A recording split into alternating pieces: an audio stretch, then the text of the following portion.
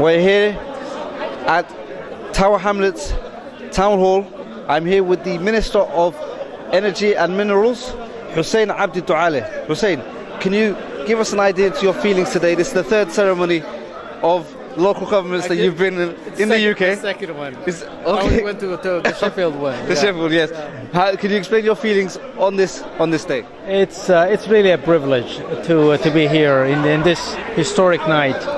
And I said I'm just privileged to really witness this situation, a history like this happen again in my watch. So I was in the Sheffield one, and I'm very fortunate that the President sent myself and the Deputy Minister of Foreign Affairs to really represent the government of Somaliland along with our UK head of mission.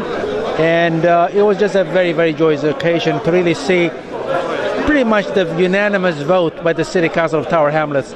And it's just a testament and a tribute to the community of Somaliland that has really settled here and had a lot of history in this town that dates back to the 18th century.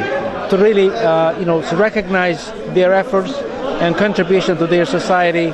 And a great honor and thanks goes to the councillor, Somalilander, who really brought this motion in front of the council, and it was just a huge success for Somaliland. Ambassador, how do you feel today? Adam, thank you very much, and thanks to Somaliland National Television. I'm really, really happy. I cannot imagine and engage how happy I am tonight. What I will say is Tower Hamlet have spoken. Tower Hamlet have spoken, and they have spoken in favor of Somaliland. They said what each and every council in this country should say, and that is recognition of Somaliland is a must, and this world should open its eyes to support this nation, which is doing very well to build itself, democracy and development, all angles. We're trying our best, but we need the world.